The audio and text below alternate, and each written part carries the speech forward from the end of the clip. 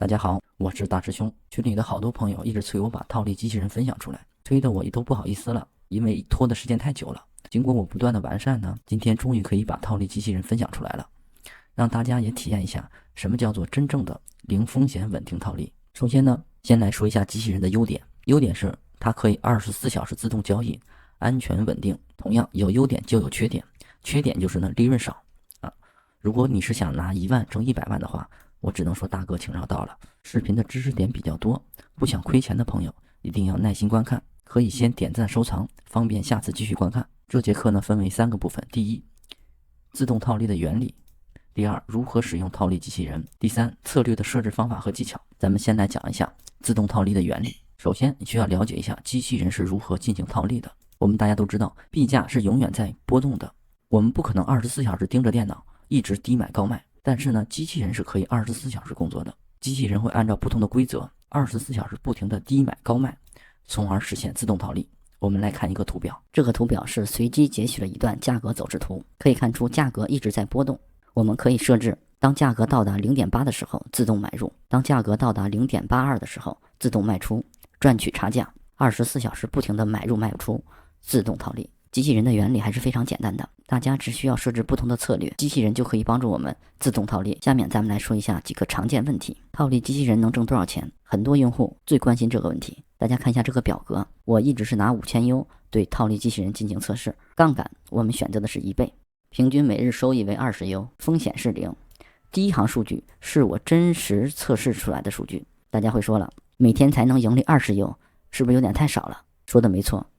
套利机器人追求的就是一个稳定，所以说每日的盈利不是很多。优点就在于它的风险是0风险的。当然你也可以把杠杆设置为10倍，这个时候同样本金是5000U， 杠杆为10倍的时候，你的每日盈利就是200U，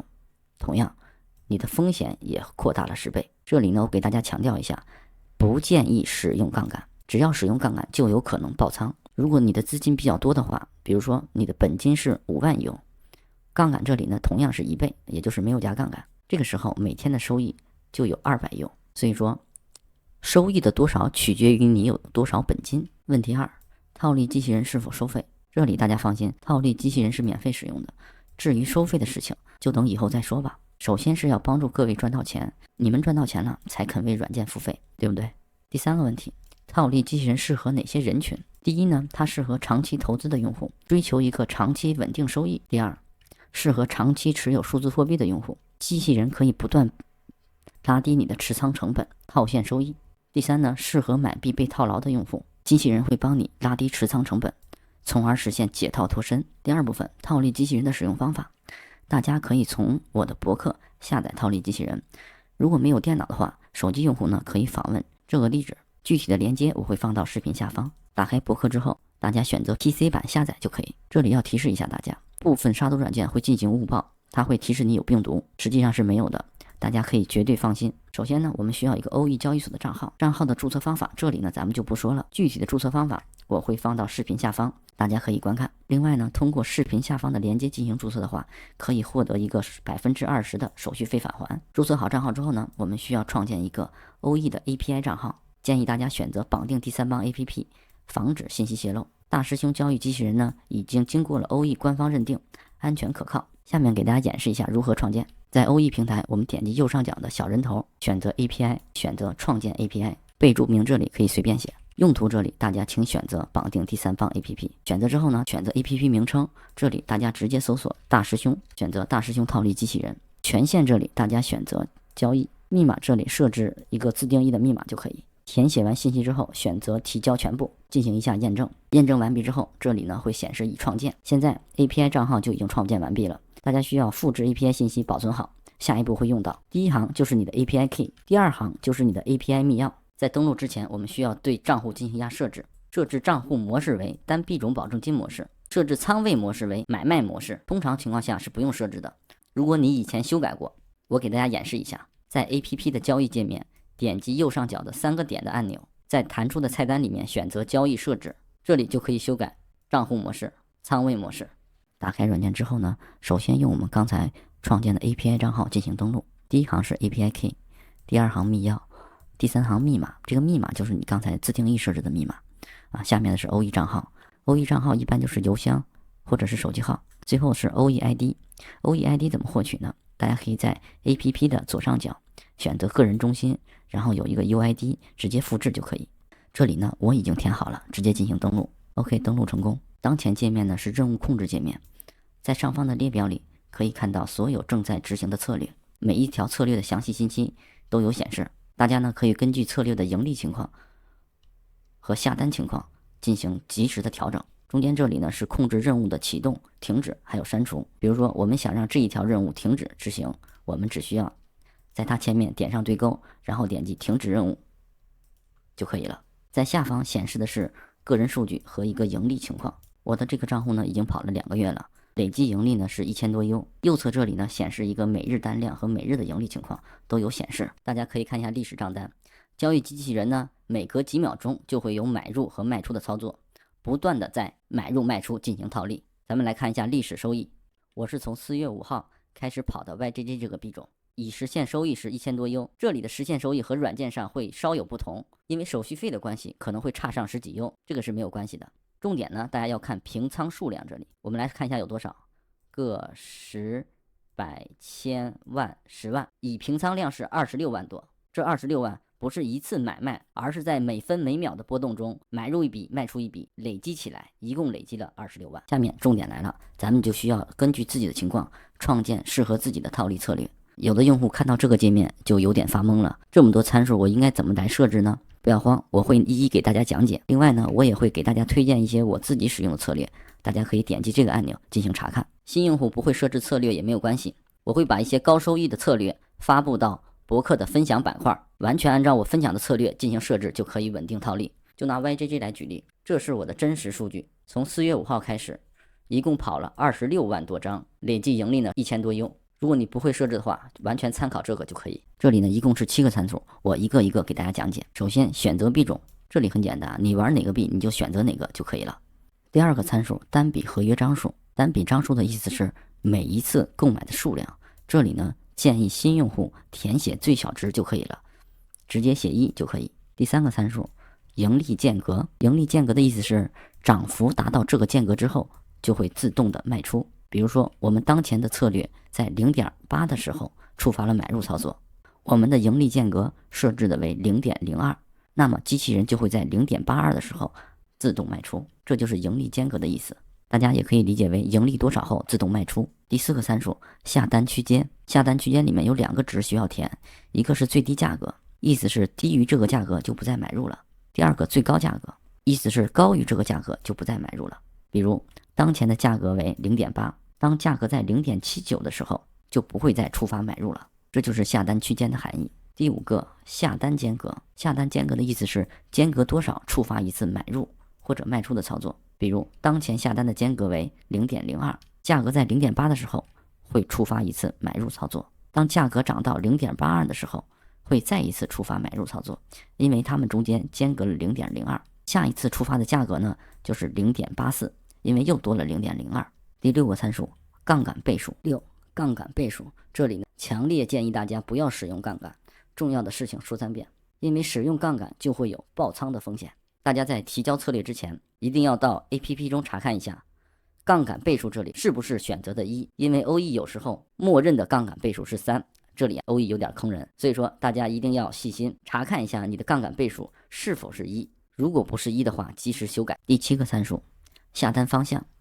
可以选择做多还是做空，这里呢我建议大家选择做多。做多的意思就是不断的低买高卖，这种方式适合牛市，牛市的价格不断上涨，机器人呢不断的进行低买高卖，从而稳定套利。做空的选项正好和做多相反，做空就是不断的高卖低买，这种方式呢比较适合熊市，熊市的价格一路走低，机器人呢不断的高卖低买，从而不断套利。这里呢我建议大家尽量少做空，为什么呢？因为在做空的时候，如果遇到价格的翻倍暴涨，如果你的资金不足的话，这个时候就会有爆仓的风险。新手朋友如果对做空的风险还不太清楚的话，可以电报联系我，我单独给你讲解做空的风险。下面呢咱们来制作一个策略。币种这里呢我们拿 YJJ 举例，单笔张数呢默认就选1就可以了，盈利间隔咱们不动，下单区间这里会自动填写上当前的价格，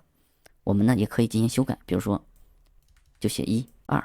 下单区间这样填的话，意思就是当价格大于1小于2的时候，这个策略才会被执行。如果价格低于1的时候，就不会再进行买入了。下单间隔这里呢，我们不用动，我们点击预览数据，这个时候会有一个提示，单次盈利多少和千次盈利多少。有的朋友会说了，这也盈利的太少了吧，0.0几，对不对？因为我们这里呢，合约张数和盈利间隔都是选择的最小值，我们只需要把这两个参数简单的修改一下，盈利就会发生改变。张数这里呢，我们写10，盈利间隔这里呢，我们写上一个0.05。我们再一次预览数据，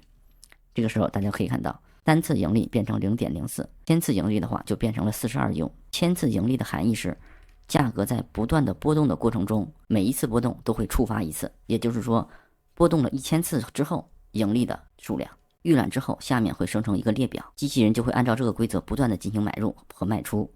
当价格为1的时候，机器人会自动买入；当价格涨到1.05的时候，就会自动卖出；当价格为1.002的时候，就会自动买入；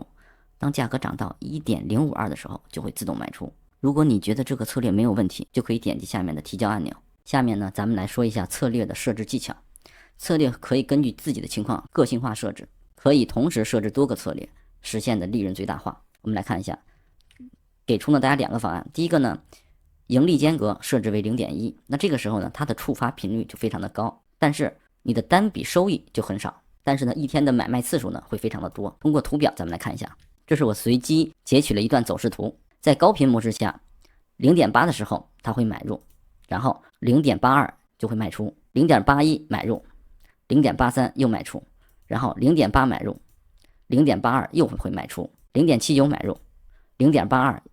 又会卖出。大家可以看出，在一小段的波动过程中，它出现了很多次的买入和卖出的操作，这种呢就是高频模式。同样，高频模式的单笔利润非常的少，只有一小部分。通过这个图，大家就可以看出，在高频模式下，买卖的次数非常多，但是每一笔的盈利就比较小。下面咱们看第2种方案，盈利间隔比较大，但是呢，触发频率这时候就会变低，单笔盈利就会很高。在这种情况下，它一天的买卖次数会少一点，比如说只有100次。我们来看一个图表，在低频模式下，在0.79的时候买入，等到价格涨到0.89的时候，我们再进行卖出。这个时候呢，单笔的利润就非常的高，买卖的次数就会比较少。这应该很好理解吧？如果哪个环节我没有说明白的话，大家可以在评论区留言，我再给大家补充。大家对这2种方案有了一定的了解之后，就可以根据不同的币种来设置适合自己的交易策略。当然，大家看中间我空了一行，为什么呢？因为在高频和低频之间，我们是不是还可以取一个中间值，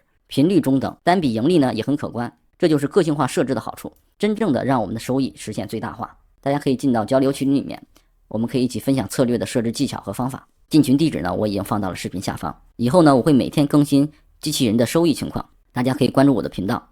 持续学习更多知识。近日话题：校园招聘严禁限定985和211高校，冲上热搜。日前，教育部印发关于做好2025届全国普通高校毕业生就业创业工作的通知，部署各地各高校实施2025届全国普通高校毕业生就业创业促进和服务体系建设行动，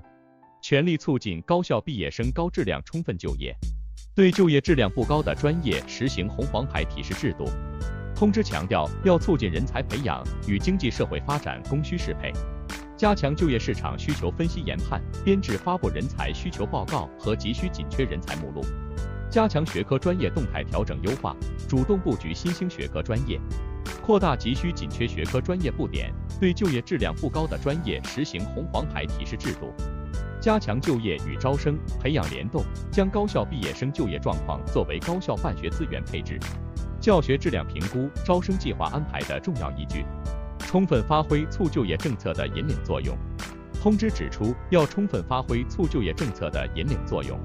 各地各高校要加力落实税收优惠、社保补贴、培训补贴、创业担保贷款等助企稳岗促就业政策，充分挖掘新产业、新业态、新模式，带动就业潜力，引导毕业生发挥专业所长，在数字经济、绿色经济、银发经济、创意经济、低空经济等多领域灵活就业，在资金、场地等方面向高校毕业生创业者倾斜，为高校毕业生创新创业孵化、成果转化等提供服务。同时，稳定并扩大政策性岗位招录规模，鼓励主动服务本地区重点企业人才需求。通知要求要开发更多有利于发挥所学所长的就业岗位，充分用好校园招聘主渠道，拓展实施万企进校园计划，鼓励主动服务本地区重点企业人才需求，支持中小企业吸纳就业，鼓励结合地方实际和高校办学特色，创新实施基层就业项目，出台配套支持政策，完善生涯教育与就业指导课程体系。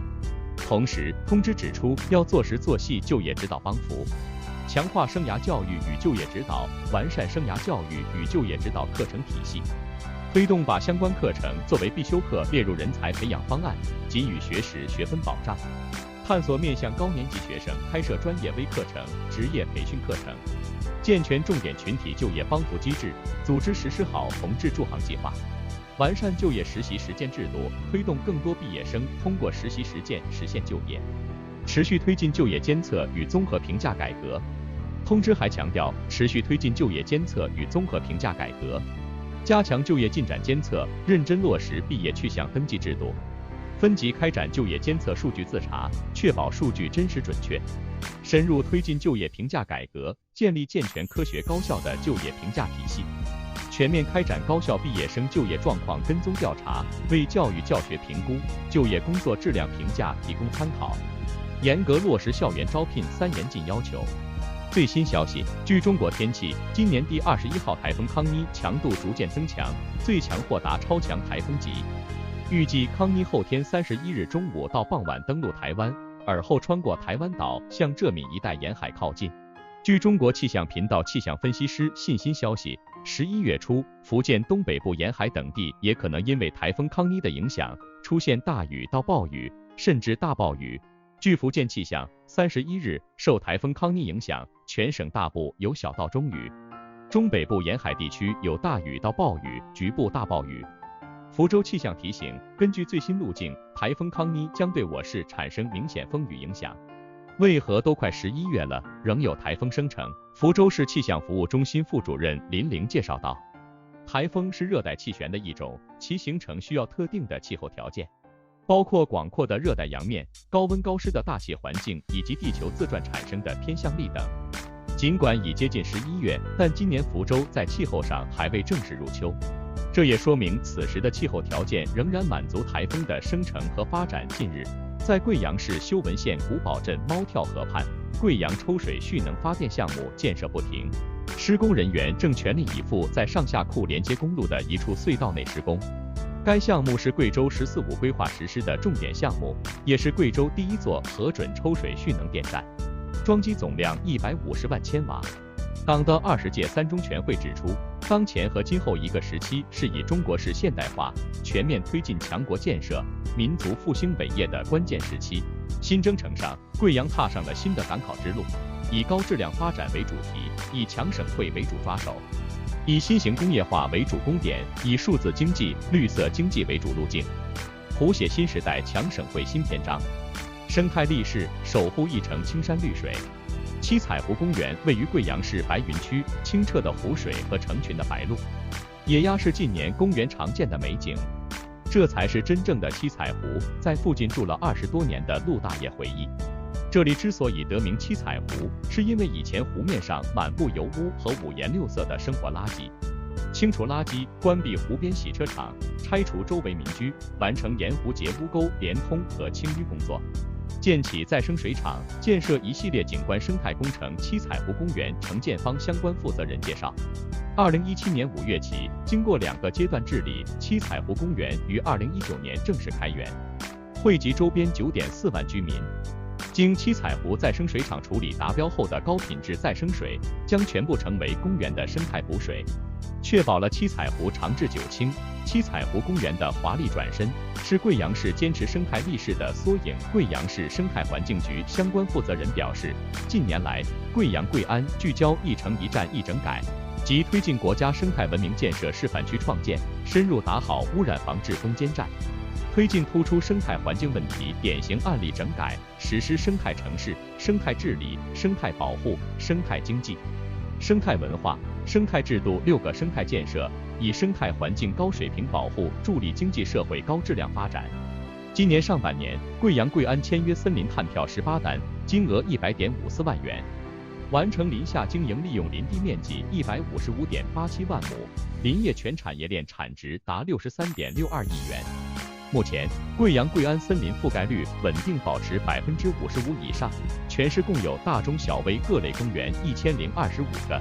建成区人均公园绿地面积14.85平方米。贵阳市也成功斩获国家生态文明建设示范区称号。今年1至9月，全国168个重点城市空气质量排名中，贵阳位列第3。这个暑假，贵阳贵安避暑旅居火热整个盛夏，来自上海、广州等地游客候鸟似的到此寻找一方清凉。工业强势，抢抓产业升级风口。今年8月，由贵州汉凯斯智能技术有限公司自主研发的无人驾驶小巴，正式获批全省首张载人自动驾驶测试牌照，这也是汉凯斯首款量产用于载人的整车产品。我们的无人驾驶小巴不再是车，而是一个移动空间。拿到测试牌照后，就可以更多的惠及民众。公司相关负责人介绍，作为从贵阳孵化的本土创业公司，汉凯斯自2016年涉足无人驾驶领域以来，坚持科技创新，聚焦新型工业化，持续加大研发投入，汇集一流的国际工程技术开发人员和创意团队，产品覆盖智能制造、新能源汽车等领域，远销全球30多个国家，成为贵阳贵安培育壮大战略性新兴产业的生动实践。向心而行，更要乘风借力，依托资源禀赋和产业基础，贵阳贵安抢抓新能源产业发展风口，做大做强以新能源汽车为重点的先进装备制造业。位于关山湖区现代产业园内的吉利汽车贵阳制造基地，自2017年以来，企业累计投资近20亿元，共引进30多家供应商落地。今年以来，基地陆续在全球17个国家拿到出口订单。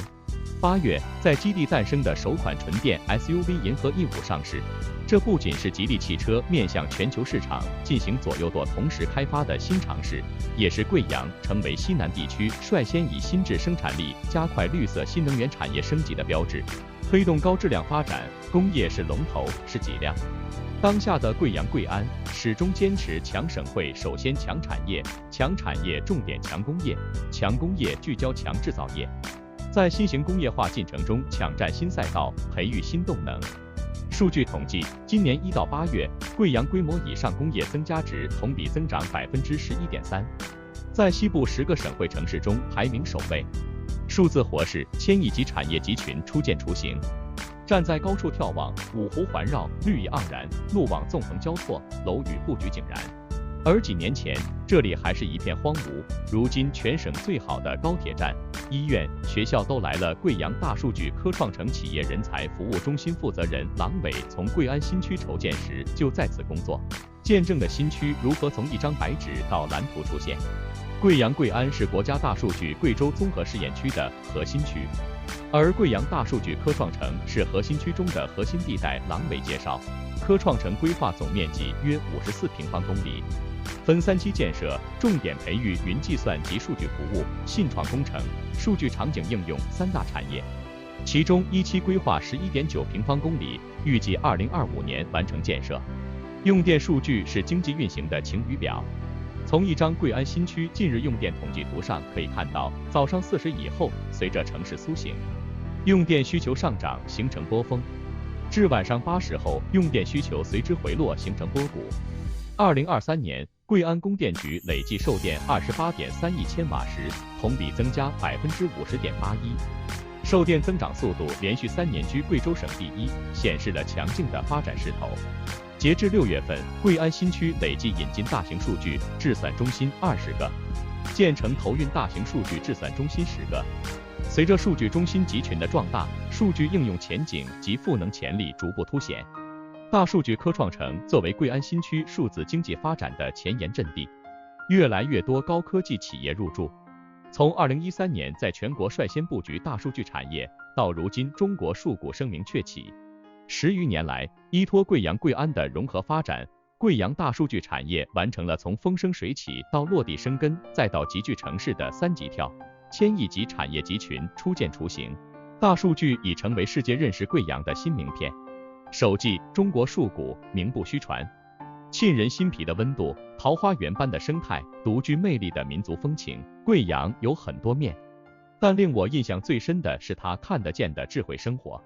从下飞机感受全域公共免费 WiFi， 乘地铁体验无感刷脸支付，我陆续看到智慧交通、智慧文旅、智慧医疗等一系列智能场景，在祖国这座西南山城推而广之。2015年，中国数股落户贵阳。近10年间，大数据不仅重塑了贵阳城市的核心竞争力，吸引华为、腾讯及3大通信运营商等一批行业领军企业涌入，更让生活于此的630多万人提前邂逅未来世界。撰稿：揭明月。